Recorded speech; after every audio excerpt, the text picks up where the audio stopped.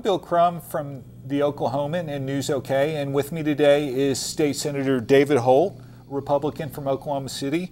We're going to talk about a bill, Senate Bill 68, that Senator Holt has that would give Oklahoma City the authority to sponsor charter schools. David, you relate the bill to young couples' desire to enjoy an urban lifestyle as their kids reach school age. What's the challenge as you see it for young families? Sure. So, you know, we've had this renaissance where we're having young families, young people moving into our historic neighborhoods in the inner city. And then at the same time, of course, we have our existing folks living in the inner city. And all of them, however, all of those demographics are frustrated by the schools in the inner city. Oklahoma City Public Schools had 60% D or F in the most recent grading system. There are pockets of excellence. We have more choices than we did 15 years ago, but 6 of the 10 schools that got an A in the most recent grading system from Oklahoma City Public Schools were charter schools. So I think the need is to have more choices, more options for young families, because what is happening is all these young people, all these millennials that are wanting to move into the inner city of Oklahoma City, eventually when they're hanging out at Bricktown and Midtown and the Plaza District, they're meeting somebody, they get married, they have kids, those kids turn 4, and then they're faced with this dilemma of whether they're going to move to the suburbs for good schools, whether they're going to pony up for private schools, or whether they're going to try to take advantage of some of the limited options they've been given in the inner city.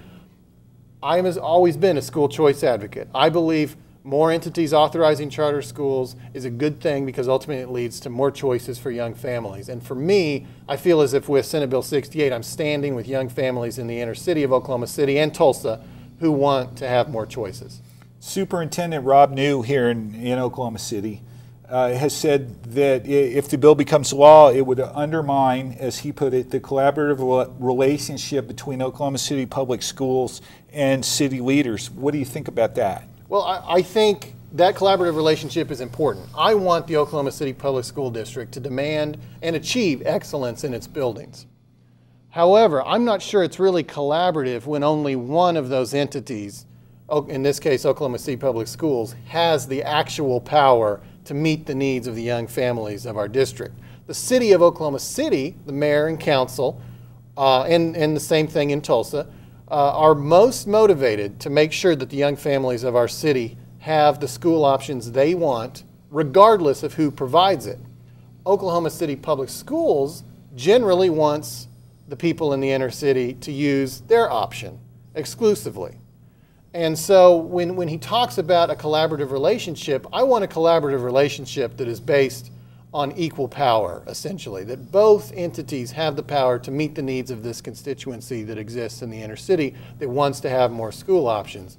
I'm not sure Oklahoma City Public Schools is motivated to meet that need in the same way that the city of Oklahoma City is, because they just have a broader perspective. They want to help everybody, and they want everybody to be pleased with the school options regardless of who provides them. So I think the two entities, if Senate Bill 68 became law, would absolutely maintain a collaborative relationship, and I think it would actually be a little healthier in the long run. But of course, you know, people are going to be territorial.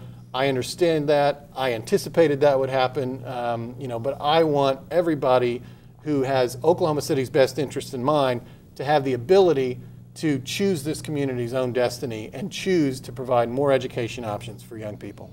And that balance would be struck by giving Oklahoma City authority to sponsor charter schools. The school district already has that authority, and they've got about a dozen charter schools, yeah, I think. And yeah, we should probably clarify for people who don't think about charter school law every day that in Oklahoma, the only people who can start charter schools are school districts in Oklahoma City and Tulsa, universities, career techs, and Indian tribes, essentially. The city of Oklahoma City and the city of Tulsa, who would be given this authority by Senate Bill 68, have never had that ability. And yet, you know, I've been around city politics. I was the mayor's chief of staff for 5 years. I'm well aware that people still go to the mayor and they still go to their council members saying, you know, I'm loving what's happening in Oklahoma City, but we still got to fix the schools. And the mayor and council are essentially powerless to meet that demand. They really don't have any power to fix that problem, and yet people expect them to. And again, I want to give local government, local municipalities, at least Oklahoma City and Tulsa, the ability to choose their own destiny and fix problems in this community. And the number one problem in the inner city of this community, especially from the perspective of young families, is our education system. And you've related this, as you did at the beginning of our interview, to the Oklahoma City Renaissance and the investments that business and residents have made over the past 2 decades to revive Oklahoma City. Expand on that a little bit. What's the Renaissance mean? How is it endangered if young families leave the inner city? Well, I think, you know, this was the same question we were asking as a community in 1999 and 2000 as we led up to passing Maps for Kids. It was, what is the number one thing that's still going to hold us back? Even if we get, at that time, you know, getting the NBA was a pipe dream, but even if we get an NBA team, or we have a thriving downtown, and we have a downtown that OPUBCO wants to move to, and the OCU Law School wants to move to, even if we have all of those things, what will still hold us back? And it was schools. Schools dictate where people want to live, the quality of the education you can receive in a public school. And so my fear is that as good as the Renaissance feels today, those millennials, as they mature and have families, and those kids turn 4, and I'm one of them. I've got a 5-year-old in Oklahoma City Public Schools. I've got a 3-year-old who's going to be headed that way.